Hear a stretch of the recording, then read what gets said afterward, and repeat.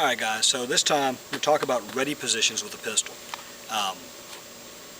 This is one of those topics where it comes up again and again, and it's kind of funny because I've not seen kind of a complete discussion of ready positions. You've got guys that use and promote a low ready. Guys that nowadays there's lots of variations of some kind of chest ready or high ready. But I don't see a lot of discussions of sort of variations in the high ready positions in particular. So anyway, this thing, if you're not familiar with it, is a Red Glock. These are fully functional, non-firing training tools. Notice there are Swiss cheese holes through the barrel. There's a chamber, but then there's solid steel forward of the chamber, and there's no hole in the breech face. It actually cannot fire a live round. It's simply used as a training tool. So I'm going to be using it pointing at the camera, but that's what's going on, guys.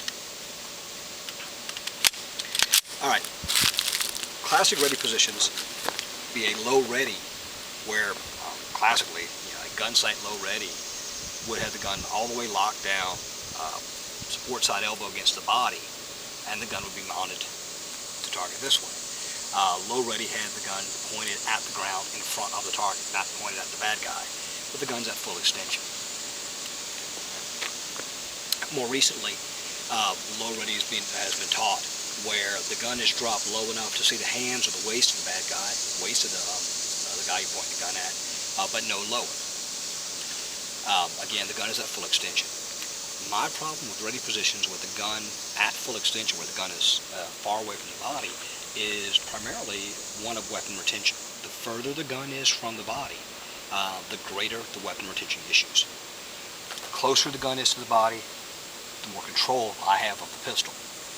So I'm not a big fan of any extended ready position.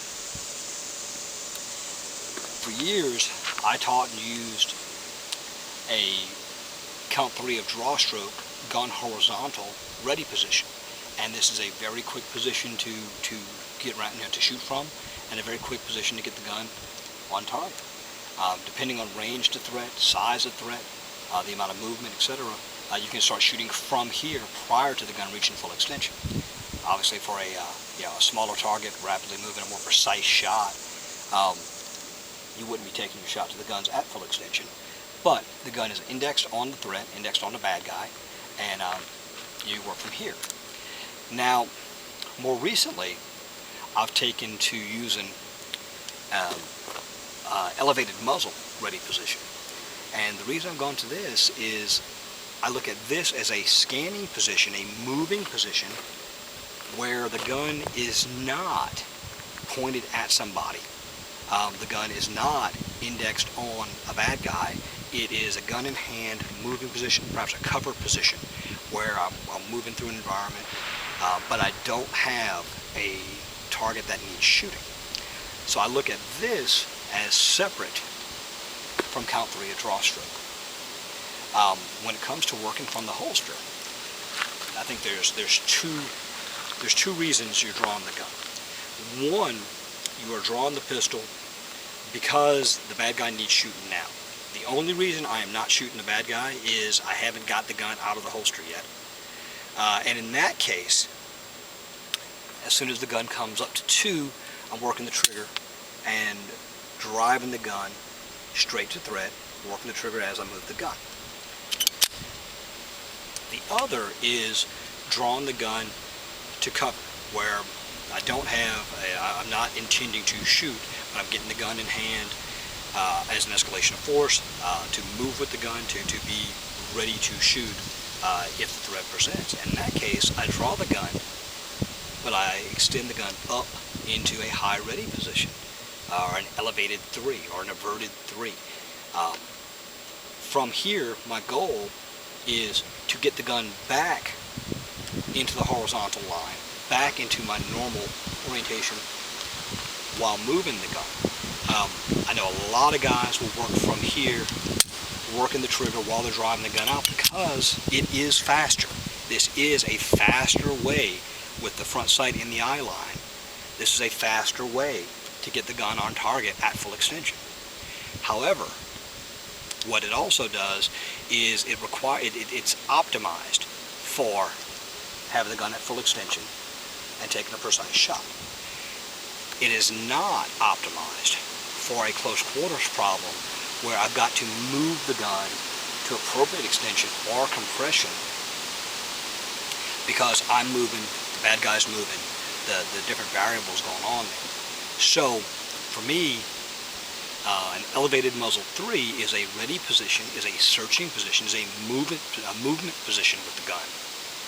But from here, I want to get the gun horizontal and drive to extension, or get the gun horizontal and back into retention. And move from here. You move the gun from here, get the gun back into a horizontal line as quickly as I can. So we've got the kind of classic low ready positions, which I'm not a fan of because the gun position relative to the body. And then you've got variations on a chest ready, a high ready, there are a number of different names for it. But for me, one of the guiding concepts, I guess, is something that I kind of jokingly refer to as 5-year-old kung fu. Mine. The gun stays here. The gun stays tight to my body unless I've got to have it somewhere else to accomplish a goal. If the complexity of the shot requires the gun at full extension in front of my dominant eye, okay, great, that's where it is.